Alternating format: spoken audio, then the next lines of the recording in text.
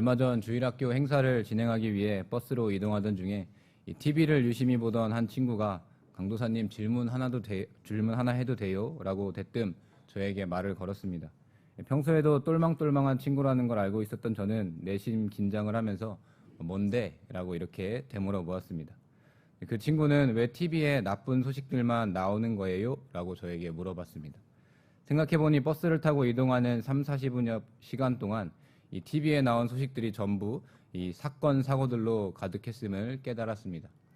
그런데 질문을 듣고 나니 요즘 어린이들이 주로 TV를 통해서 이 세상을 바라보게 될 텐데 이 나쁜 일, 또 좋지 않은 일들로 가득하고 이 세상이 악한 것이라고 생각하면 어쩌지? 라는 생각과 동시에 우리가 사는 세상이 실제로 악한 일들로만 가득한 것이 아닌가라는 생각에 이 씁쓸함을 느꼈습니다. 사실 하나님께서 세상을 지으신 후로 이 세상과 또 세상을 살아가는 인간들은 단 한 번도 선한 적이 없었습니다. 사람과 사람이 살아가는 세상은 시대가 변할수록 오히려 타락하고 또 악해져만 갔음을 우리는 역사를 통해서 알 수가 있습니다. 때문에 현대를 살아가는 사람들일수록 더 불안해하고 또 강박에 빠져 있으며 이 마주한 상황을 돌파하는 것이 아니라 어떻게 하면 도피하고 또 외면한 채 살아갈 수 있을까 더 관심을 두고 있는 것입니다. 오늘 함께 살펴볼 본문에는 이 악으로 세상을 관영한 이 세상 속에 첫 발을 딛게 된 한 인물이 등장합니다. 우리 본문 1절과 3절을 함께 읽도록 하겠습니다. 베냐민 땅 아나돗의 제사장들 중 힐기야의 아들 예레미야의 말이라. 아몬의 아들 유다 왕 요시야가 다스린 지 13년에 여호와의 말씀이 예레미야에게 임하였고, 요시야의 아들 유다 왕 여호와김 시대부터 요시야의 아들 유다의 왕 시드기야에게 11년 말까지 곧 5월에 예루살렘이 사로잡혀 가기까지 임하니라. 아멘. 네, 그 인물은 우리 말씀을 통해서 살펴본 것처럼 바로 예레미야입니다. 이 예레미야는 과거 다윗의 아들 솔로몬과 이 아도니아의 왕이 경쟁해서 이 아도니아의 편에 섰다가 패배하여 이 아나돗에 유배된 이 제사장들의 후손으로 태어났습니다.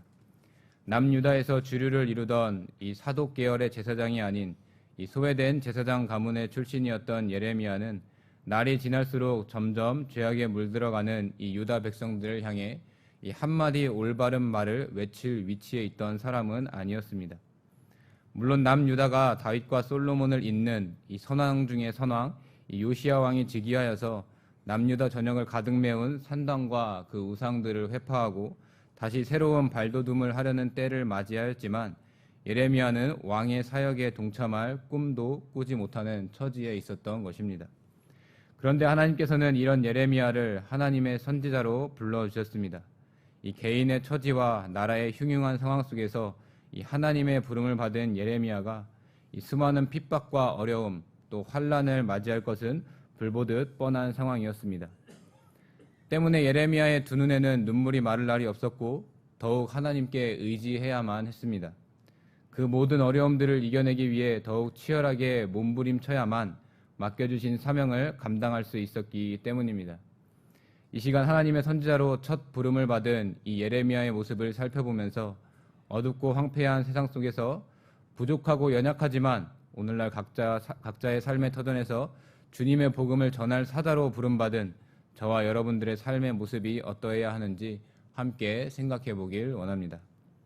첫째로 우리는 악한 세상에 미혹되어 받은 사명을 부인하지 말고 하나님의 부르심에 순종할 줄 알아야 합니다. 본문 4절부터 10절까지 함께 봉독하도록 하겠습니다.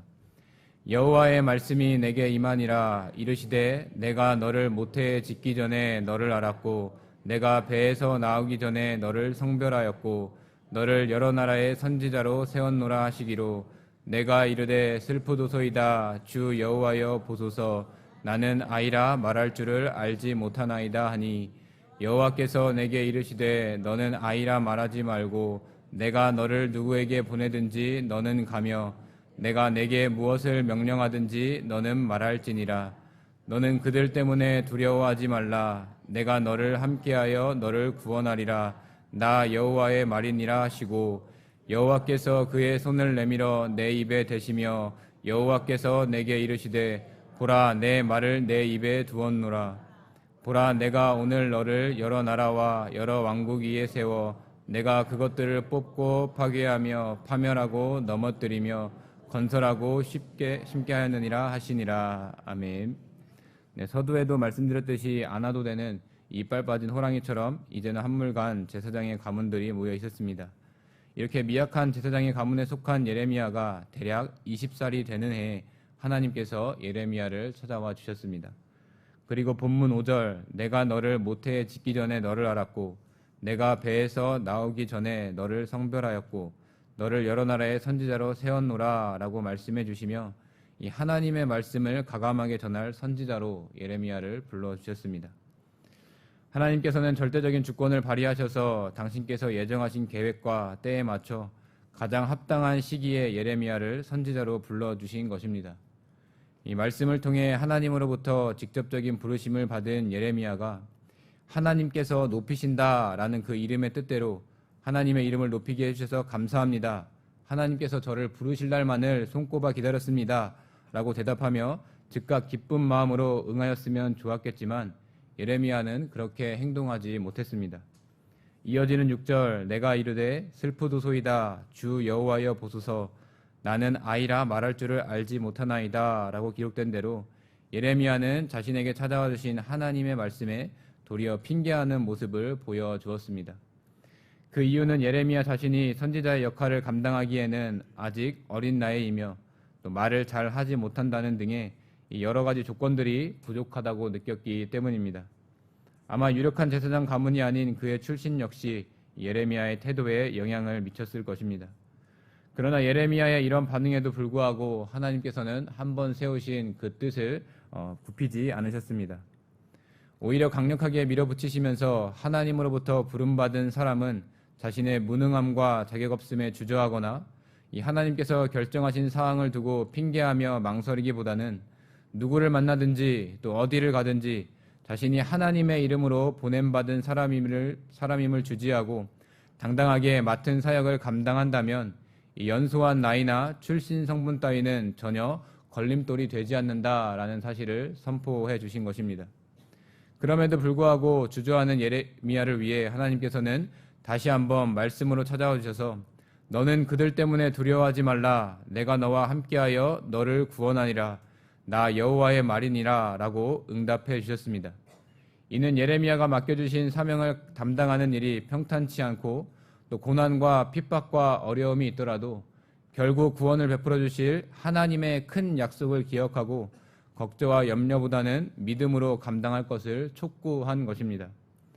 또한 하나님께서는 본문 9절 여호와께서 그의 손을 내밀어 내 입에 대시며 여호와께서 내게 이르시되 보라 내가 내 말을 내 입에 두었노라 라고 말씀하시며 예레미야가 하나님의 부르심에 부담스럽게 여겼던 문제마저 해결해 주시면서 예레미야가 감당해야 할 일이 사람의 머리와 지혜에서 나온 것이 아닌 여호와 하나님께서 일러주신 하나님의 말씀임을 다시 한번 자각하도록 만들어 주었습니다. 이렇게 예레미야를 선지자로 세우기 위한 하나님의 계획은 어느 하나 부족한 것이 없었습니다. 물론 예레미야 자신이나 예레미야를 바라보는 주변의 시선 역시 과연 그가 부여받은 사명을 잘 감당할 수 있을까 하는 걱정과 염려, 그리고 결코 넘을 수 없었을 것 같은 벽으로 다가오는 이런 현실적인 문제들이 산재해 있었지만 하나님께서는 예레미야가 모든 상황들을 이겨낼 수 있도록 그 기운을 북돋아 주셨습니다. 그리고 본문 10절 보라 내가 오늘 너를 여러 나라와 여러 왕국 위에 세워 내가 그것들을 뽑고 파괴하며 파멸하고 넘어뜨리며 건설하고 심게 하였느니라 하시니라고 말씀하시면서 지금은 연약하지만 마침내 예레미야를 통해 이루실 하나님의 일들에 대해 언급해 주셨습니다. 이 사실로 보아 하나님께서는 예레미야를 단순히 남유다만을 구원하기 위한 선지자가 아닌 이 세계 열방에 대한 하나님의 심판 계획과 그 구원의 계획을 선포할 선지자로 세워주셨음을 알 수가 있습니다. 지금 당장은 하나님을 알지 못하고 죄악을 저지르며 살아가는 사람들에게 너희가 가진 모든 것들이 뽑히고 파괴되고 파멸하고 쓰러지게 된다는 심판의 메시지를 전하는 것과 동시에 건설하며 심게 되는 역사, 즉 죄악된 세상을 향한 하나님의 구원과 이 회복의 소심이 있음을 전파하는 예레미야의 입술을 통해 이 하나님의 구속 역사가 계속하여 진행되고 있다라는 사실은 이 선지자로 부름받은 예레미야로 하여금 계속하여 담대하게 그 받은 사명을 감당할 힘을 주기에 충분하였던 것입니다. 네, 성도 여러분, 사회로 첫 진출하는 이 사회 초년생들은 어떻게 하면 사회생활을 잘 할 수 있을까에 대한 고민에 빠지게 된다고 합니다. 그런 사람들을 위한 조언들을 쭉 한번 찾아보니 이 상위권에 눈치 있게 행동하라라는 조언이 빠지지 않았습니다. 얼마나 눈치 빠르게 상사 혹은 파트너들이 원하는 바를 캐치해서 가려운 부분을 긁어주고 답답한 속을 뚫어주느냐에 따라 자신의 생활이 달라지기 때문인 것 같습니다. 하지만 다른 사람들의 눈치를 보며 행동하기란 그리 쉬운 일은 아닌 것 같습니다. 자기는 열심히 해본다고 하는데 투자 대비 산출이 비효율적으로 나타나게 되기 마련입니다. 물론 단기적으로 본다면 눈칫밥을 먹으면서 살아남기 위해 몸부림치는 것도 좋은 방법이 될 수 있겠지만 저 개인적으로는 사회생활 중에서 장기간 또 우리가 살아남는 방법은 자신에게 주어진 자리에서 언제나 충실하고 또 묵묵히 해야 할 업무들을 감당하는 것이라 생각이 됩니다. 공부하는 것도 엉덩이가 무거운 사람이 잘한다라는 말이 있듯이 어떤 상황이 다가오든지 눈치를 보면서 핑계하거나 변명하지 않고 묵묵히 자신의 해야 할 일들을 감당하는 사람이 결과적으로는 높은 자리에 오르게 되고 또한 다른 이들이 도리어 자신의 눈치를 보게 되는 이 결과로 이어지게 된다고 생각하고 있습니다. 이런 원리는 신앙생활에서도 동일하게 나타나는 것 같습니다. 하나님께서는 저와 여러분들을 택하셔서 구원받을 백성으로 불러주시고 이 예레미야와 같이 악한 세대에 주님의 복음을 전할 사자로 불러주셨습니다. 그런 자신의 본분을 잊고 만연한 죄악으로 이 어지러운 세상이 두려워서 눈치를 보고 또 하나님께서 명령하신 대로 살다가는 도저히 세상에서 버틸 수 없어 라고 핑계하면서 우리 각자에게 하나님께서 부여해 주신 사명을 외면하고 멀리 도망치는 모습을 보이는 것은 너와 함께하여 너를 구원하리라는 하나님의 약속에 포함되지 않은 이 확실히 멸망받을 백성이라는 증거가 될 뿐입니다. 내 자신 스스로 보기에는 하나님께서 맡겨주신 사명을 감당할 수 없을 것 같아서 때로는 슬픔에 잠기기도 하고 또 때로는 거대한 세상이 주는 두려움에 주눅이 들어서 입 한번 뻥끗하지도 못하는 때에도 있지만은 그럴 때일수록 하나님의 부르심을 받은 저와 여러분들은 보라, 내가 내 말을 내 입에 두었노라 라는 하나님의 말씀을 기억하면서 묵묵히 우리가 감당해야 할 신앙인으로서의 모습을 드러내며 살아갈 줄 알아야 하는 것입니다. 비록 내가 보기에는 초라한 외마디의 소리, 볼품없는 손길에 불과하더라도 그 입에 복음의 소식이 또 그 손에 예수 구원의 소식이 담겨 있다면 그것은 하나님을 대적하는 세상의 크고 두려운 나라와 왕국마저 뽑고 파괴하고 파멸하고 넘어뜨릴 능력이 있음을 기억하여야 합니다.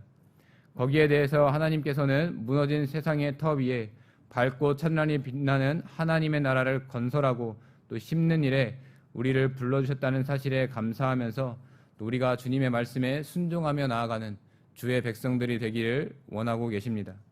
때문에 이런 하나님의 계획을 아는 저와 여러분들은 세상의 기준에 맞춰 눈치를 보며 하나님께 맡겨주신 일들을 감당할 생각은 접어두고 먼저 하나님의 나라와 의를 구하는 이 영의 일, 이 선한 일에 초점을 맞추어 맡겨주신 일에 군말 없이 순종하며 나아갈 줄 알아야 하는 것입니다.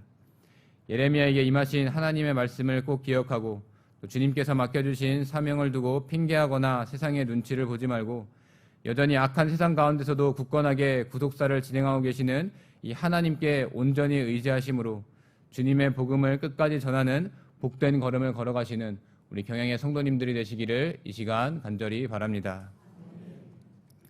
둘째로 우리는 악한 세상에 미혹되지 말고 하나님의 뜻을 확실히 분별하며 하나님께서 원하시는 바를 이루어낼 줄 알아야 합니다. 우리 본문 11절부터 16절까지 함께 봉독하도록 하겠습니다. 여호와의 말씀이 또 내게 임하니라. 이르시되 예레미야야 내가 무엇을 보느냐 하시매 내가 대답하되 내가 살구나무 가지를 보나이다. 여호와께서 내게 이르시되 내가 잘 보았도다. 이는 내가 내 말을 지켜 그대로 이루려 함이라 하시니라. 여호와의 말씀이 다시 내게 임하니라. 이르시되 내가 무엇을 보느냐 대답하되 끓는 가마를 보나이다. 그 윗면이 북에서부터 기울어졌나이다 하니 여호와께서 내게 이르시되 재앙이 북방에서 일어나 이 땅의 모든 주민들에게 부어지리라. 내가 북방 왕국들의 모든 족속들을 부를 것인즉 그들이 와서 예루살렘 성문 어귀에 각기 자리를 정하고 그 사방 모든 성벽과 유다 모든 성읍들을 치리라. 여호와의 말이니라. 무리가 나를 버리고 다른 신들에게 분향하며 자기 손으로 만든 것들에 절하였은즉 내가 나의 심판을 그들에게 선고하여 그들의 모든 죄악을 징계하리라. 아멘. 네, 말씀을 통해 예레미야를 부르시고 그의 연약한 모든 부분까지 감싸 안아주신 하나님께서는 예레미야에게 이어서 두 가지 환상을 보여주셨습니다. 이 환상은 거듭 자신의 부족함을 토로하는 예레미야가 감당해야 할 주된 사역을 이해하기 쉽게 하는 동시에 감당할 그 사역의 중요성을 다시금 깨닫게 하기 위한 하나님의 방법이었습니다. 먼저 하나님께서는 살구나무 가지 환상을 보여주셨습니다. 여기서 살구나무는 당시 아나돗 지역에 흔히 있던 나무로 정확히 얘기하면 아몬드 나무 가지를 말합니다. 이 살구나무는 모든 것이 동면하는 겨울이 지나고 난 후에 제일 먼저 하얀 꽃망울을 터뜨리고 만개하는 특징을 가지고 있다고 합니다. 다른 모든 나무들이 생명을 잃은 것처럼 보이는 때에 가장 먼저 싹을 틔우고 꽃을 피운다고 해서 히브리어로 이 나무를 샤케드, 즉 성미 급한 나무라고 부른다고 합니다. 하여튼 하나님께서 보여주신 살구나무 가지를 이 단박에 알아챈 예레미야를 향해 하나님께서는 내가 잘 보았다라고 말씀해 주셨습니다. 그리고 이어서 내가 내 말을 지켜 그대로 이루려 함이라고 이야기해 주셨습니다. 여기서 지키다라는 동사는 히브리 원어로 사카드라고 발음하는데 앞선 살구나무 가지와 같은 어원을 가진 단어입니다. 살구나무 가지를 말하는 샤케드, 또 내 말을 지킬 것이라는 사카드를 이 하나님께서 의도적으로 사용해 주신 이유는 이 환상을 통해 예레미야를 끝까지 지켜 보호해 주신다는 하나님의 약속, 이 하나님의 의지를 예레미야가 확신할 수 있도록 하기 위한 하나님의 방편이었습니다. 자신이 감당해야 할 선지자의 사명이 외부적인 요인으로 인해 이 추운 겨울과 같이 삭막하게 또 생명력이 없을 때가 찾아오더라도 변함없이 또 어김없이 피어오르는 이 살구나무의 꽃처럼 하나님께서 함께 해주실 것이라는 사실의 위로와 확신을 얻은 예레미야는 이 악한 세상에서 마주하는 어떤 위험과 또 이 환난 가운데서도 하나님의 뜻을 분별하며 끝까지 받은 사명을 감당할 것을 다짐하게 된 것입니다.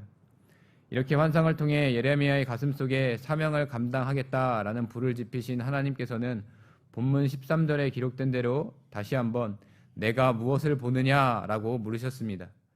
예레미야가 본 것은 윗면이 북에서부터 기울어진 끓는 가마였습니다.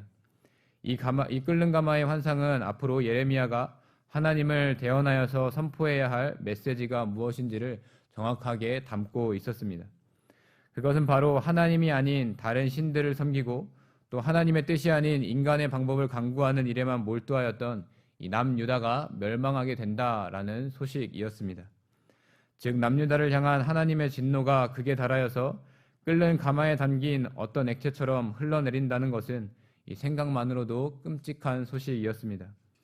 계속되는 환상 속에서 하나님께서는 본문 14절에 기록된 대로 재앙이 북방에서 일어나 이 땅의 모든 주민들에게 부어진다라고 말씀하셨습니다. 또 이어지는 15절에서 그 재앙에 대해 구체적으로 언급하고 있는데 바로 북방 왕국들의 모든 족속들이 와서 유다를 무너뜨린다는 것이었습니다. 이 북방의 왕국은 이후 신흥 세력으로 성장하는 바벨론을 말합니다.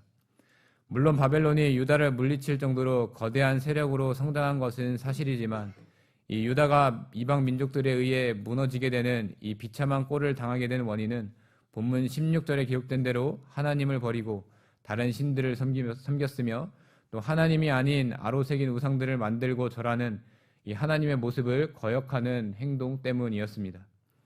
사실 예레미야가 이제 막 선지자 사역을 감당하고 있었던 때는 요시야 왕이 다시 한번 유다를 정치적, 사회적으로 안정되게 만들고 있었던 상황이었습니다.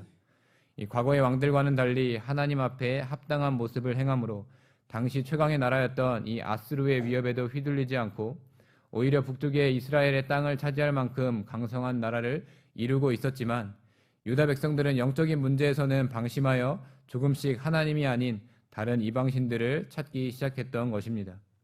이렇게 요시야 왕과 예레미야를 비롯하여 많은 사람들이 이 종교를 개혁하여 또 많은 사람들이 하나님 앞에 돌아오도록 하기 위해 힘을 써보았지만 이미 선대 왕들로부터 이어졌던 그 악습과 죄성을 씻기는 것은 결코 쉽지 않았던 것입니다. 때문에 하나님께서는 자기 백성으로 택한 이 사랑하는 이스라엘 백성들에게 엄중한 심판을 내리시기로 결정하셨다는 사실을 예레미야로 하여금 선포하도록 만들어 주셨던 것입니다. 이에 예레미야는 여호와께서 던지신다라는 자신의 이름의 또 다른 뜻대로 이 악한 세상 앞에 심판의 소식을 담대하게 전하는 그 사명을 계속하여 담당하였습니다. 이렇게 살구나무 환상과 끓는 가마 환상을 본 예레미야는 이 모든 것이 자신이 하나님으로부터 부여받은 사명을 끝까지 충실하게 담당하도록 하기 위한 방법임을 알게 되었습니다.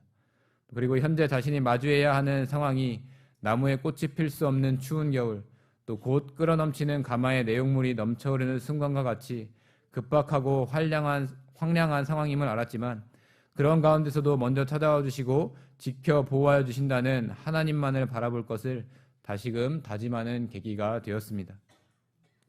네, 성도 여러분, 제가 운전면허를 따고 첫 도로 운전을 하면서 가장 어려웠던 것은 이 도로가에 세워진 표지판을 구분하는 일이었습니다.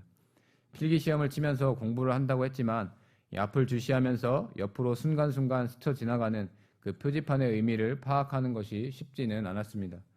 그래서 실제로 몇 번 위기의 상황을 겪기도 했지만 이제는 여유 있게 이 안전 운전을 하는 숙달된 드라이버가 된 것 같습니다. 이 빠르게 달리는 자동차 안에서 표지판을 제대로 식별하지 못해 어려움을 겪는 경우가 생긴 것과 같이 저와 여러분들의 신앙생활 속에서도 하나님의 뜻을 확실하게 분별하지 못하여 어려움을 겪는 상황들이 자주 나타나게 됩니다.